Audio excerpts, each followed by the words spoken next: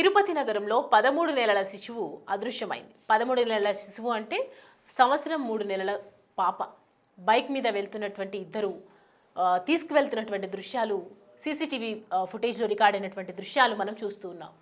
అసలు అక్కడ ఉన్నటువంటి వాళ్ళెవరు? సడన్గా వచ్చి ఆ 13 నెలల పిల్లని ఎందుకు తీసుకువెళ్లారు? ఆమెను ఎవరు తీసుకువెళ్లారు? ఎవరికైనా అమ్మటానికి తీసుకెళ్లారా? ఇంకా ఏదైనా కారణం ఉందా? ఎందుకంటే దీనికి సంబంధించి చూడాల్సిన అంశం ఏంటి అంటే 13 నెలల శిశువుని తీసుకువెళ్లాల్సినటువంటి అవసరం ఎవరికి ఉంటుంది? వాళ్ళ తల్లిదండ్రులు ఆ టైంలో ఎక్కడున్నారు? ఎందుకు ఇదంతా జరిగింది అనే కోణంలో కూడా దర్యాప్తు అయితే కంటిన్యూగా కొనసాగుతుంది. 13 నెలల పిల్ల అని తీసుకువెళ్ళడానికి రీజన్స్ ఏంటి? ఇన్ని రోజుల నుంచి మనం చూస్తూ ఉన్నాము, రకరకాలుగా హిస్టరీ క్రియేట్ అవుతుంది, అనేక రకాలుగా మర్డర్స్ జరుగుతున్నాయి, అనేక రకాలుగా మానభంగాలు జరుగుతూ ఉన్నాయి. ఇలా చిన్న పెద్ద అనే తేడా లేకుండా వృద్ధులను కూడా అనేక రకాలుగా హింసించి చంపుతూ ఉన్నారు. అలాంటి వారి కోణంలో చెందిందా, లేదంటే వాళ్ళకి సంబంధించి ఏదైనా శత్రుత్వం ఉందా, ఏదైనా తెలిసిన వాళ్ళ ఇంతకుముందు అలా జరిగిందా? ఇదే కోణంలో కూడా ప్రస్తుతం అయితే దర్యాప్తు చేస్తూ ఉన్నారు. చింతలచేని రోడ్డులో మునిరెడ్డి అనే వ్యాపారి పాత సామాన్లు అమ్మి వ్యాపారం చేస్తారు. అయితే చిత్తు పేపర్లు కానీ ప్లాస్టిక్ నీళ్ళ సీసాలు ఈయనకు కొందరు అమ్ముతూ ఉంటారు. దానికి సంబంధించి వ్యాపారం అయితే జరుగుతూ ఉంటుంది. వాటిని తీసుకొచ్చి వారి కోసం దుకాణం పక్కనే రూమ్స్ కట్టారు. అవన్నీ తీసుకువచ్చి 3 నెలల కిందట శ్రీకాళహస్తికి చెందినటువంటి సుచిత్ర మస్తాన్ దంపతులు ఈయన దగ్గర పనికి కుదరడం జరిగింది. అయితే 13 నెలల శిశువు జయశ్రీతో కలిసి ఇక్కడికి వచ్చారు. అంటే తన బిడ్డను తీసుకొని వ్యాపారం కొనసాగించడానికి బతుకుదెరు కోసం అక్కడికి రావడం జరిగింది. వారి పక్కనే తమిళనాడుకు చెందిన మురుగన్ మారెంబ దంపతులు ఇద్దరు ఉండేవాళ్ళు. ఆ తర్వాత బాలికను ముద్దు చేయడం కానీ, దుకాణాలకు తీసుకువెళ్ళి అక్కడికక్కడ కొనిపించటం, చిరుతిలు తినిపించటం, ఇదంతా జరుగుతూ ఉండేది. ద్విచక్ర వాహనంలో తిప్పడం కూడా, అంటే వాళ్ళ స్కూటీ వేసుకొని ఏదైతే గారాబం చేయటం, ఆ పాపను తీసుకెళ్ళి దుకాణానికి తీసుకెళ్లడం, పార్కుకి తీసుకెళ్లడం, ఇలా చనువుతో తన పాపను కూడా తిప్పేవాళ్ళని జరిగింది. ఇలా నమ్మకంగా ఉంటూనే బుధవారం ఉదయం 10:30 గంటలకు బాలికను ద్విచక్ర వాహనంలో తీసుకెళ్లి తిరిగి రాకపోవడంతో తల్లిదండ్రులు మధ్యాహ్నం అనంతరం ఇక్కడ పోలీస్ స్టేషన్కి కంప్లైంట్ ఇవ్వడం జరిగింది.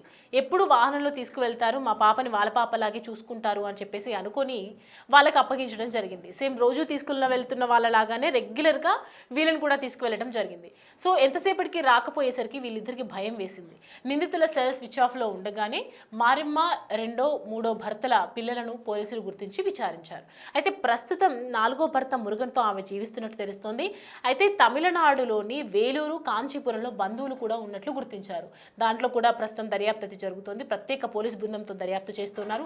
ఎవరికైనా అమ్మటానికి తీసుకువెళ్లారా, లేక ఇంకా ఏదైనా కారణం ఉందా అని పోలీసులు విచారిస్తున్నారు. ఎందుకంటే సడన్గా అన్ని రోజులుగా వ్యాపారం చేయడానికి వచ్చినటువంటి దంపతులను వీళ్ళు మచ్చిక చేసుకోవడం ఏంటి?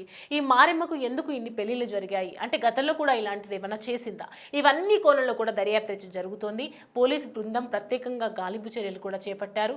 ఇంతకుముందు తిని ఇలాంటి ఏమైనా ఉన్నాయా, అంటే పాపని ఎత్తుకొని తను ఏం చేస్తుంది?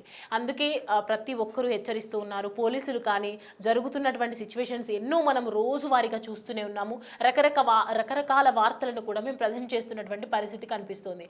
ఎందుకు అంటే ప్రతి ఒక్కరి విషయంలో అవేర్నెస్ వచ్చి మనం ఎలాంటి వాటిల్లో చిక్కుకోకుండా, ఎలాంటి పరిస్థితుల్లో మనం ఇదవ్వకుండా కంప్లీట్గా మనకు డీటెయిల్డ్గా అందించడానికి ఒకవైపు పోలీసులు అవేర్నెస్ కలిగిస్తున్నప్పటికీ కూడా ఎవరిని ఎక్కడ నమ్మకూడదు. ముఖ్యంగా ఆడపిల్లల్ని ఖచ్చితంగా ఏదో ఒక చిన్న విషయంలో ఇటీవల మనం చూసాం, కేపీహెచ్పీలో కూడా ఎన్నో జరిగాయి.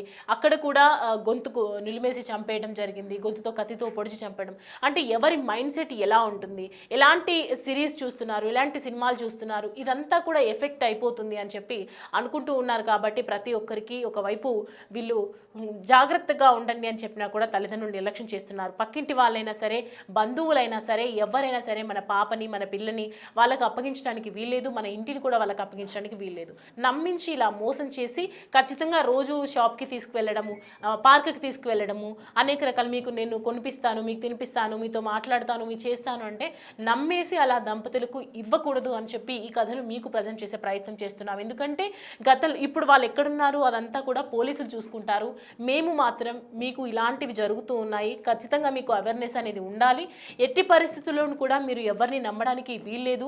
రానున్న రోజుల్లో ఎలాంటి పరిణామాలు చోటు చేసుకోకుండా ఉండటానికి మాత్రమే ఈ వార్తను మీకు తెలియజేయడం జరుగుతుంది.